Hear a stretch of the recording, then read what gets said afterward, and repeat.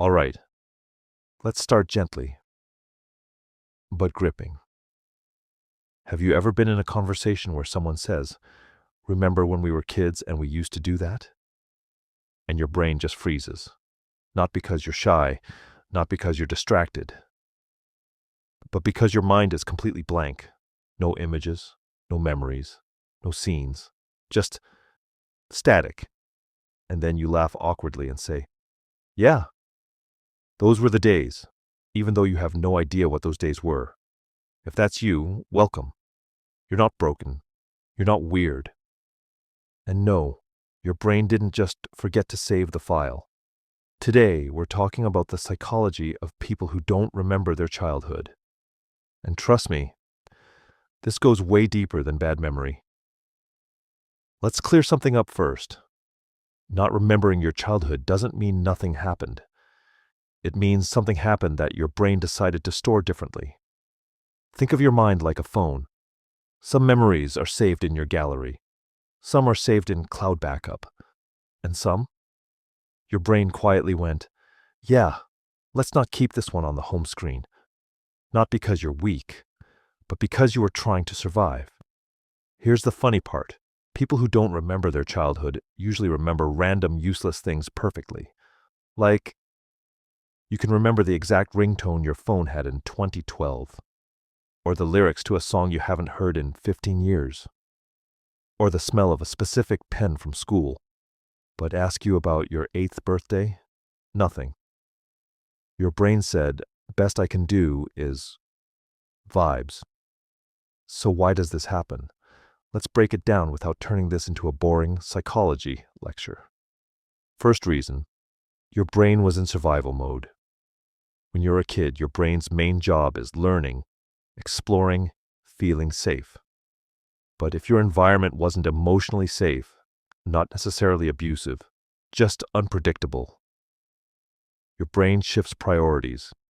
Instead of recording a memories like a video camera, it records patterns, tone of voice, mood shifts, silence, tension.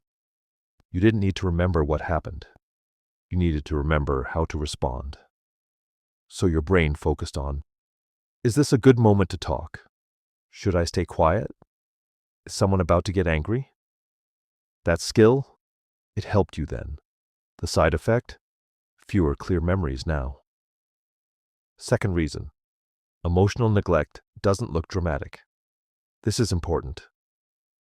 When people hear childhood trauma, they imagine extreme situations. But sometimes it's quieter. No one asked how you felt. No one noticed when you were overwhelmed. No one explained your emotions. You weren't unsafe. You were unseen. And when emotions aren't acknowledged, the brain doesn't tag moments as important.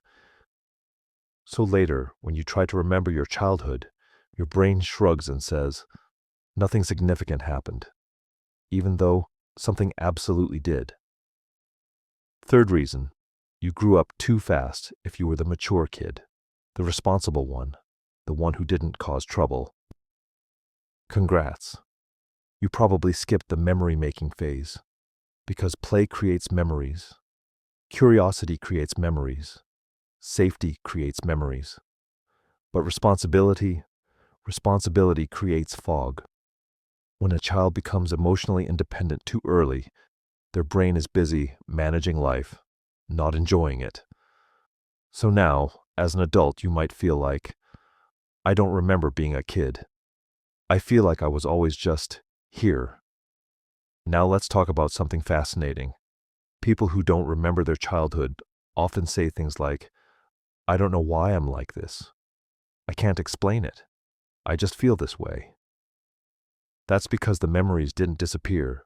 They just changed form. Instead of pictures, you got reactions. Instead of stories, you got habits. Instead of memories, you got emotional reflexes. Like feeling guilty when resting, feeling anxious for no clear reason, feeling uncomfortable with praise, feeling calm only when alone. Your childhood is still there. It's just speaking a different language. Let's add a little humor here. People with forgotten childhoods usually have one crystal clear memory. And it's always something random, like the time you dropped your lunch in school and everyone laughed, or the one time you said something embarrassing in class, or that one awkward moment you replay at 2 a.m. for no reason. Your brain really said, we're deleting 10 years of memories, but this stays forever. Rude, another common trait. You don't feel nostalgic. Other people talk about childhood like it was a movie. You talk about it like it was a loading screen.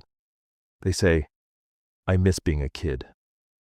You say, I don't really think about it. Not because you don't care, but because there's nothing your brain wants to revisit. Now here's where it gets interesting. Not remembering your childhood doesn't mean you had a bad one. It means your brain learned early that emotional distance was useful, and that skill probably helped you succeed later. You're observant. You're adaptable. You read people well. You stay calm in chaos. But the cost, you sometimes feel disconnected from yourself. You might struggle with questions like, what do I actually want? What do I feel right now? Why do I react this way? Because no one taught you to look inward back then. You were busy adjusting outward. Let's talk about something people rarely mention. For some people, forgetting childhood is a form of self-protection, not damage. Your brain didn't erase memories to hurt you. It did it to help you function. And honestly, that's kind of incredible. But here's the good news. You don't need to remember everything to heal. Healing isn't about digging up every memory. It's about noticing how the past shows up now, in your relationships, in your boundaries, in how you talk to yourself. If you don't remember your childhood, ask yourself this instead. How do I respond to stress? How do I handle conflict? How do I treat myself when I fail? Those answers tell the story your memory doesn't. And here's something comforting. Many people start remembering small pieces later in life. Not suddenly, not dramatically, but softly. A smell, a feeling, a random moment. And when it happens, it's not overwhelming. It's just information. Your brain saying, hey, you're safe enough now. So if you're someone who doesn't remember their childhood, don't label yourself as broken. You adapted.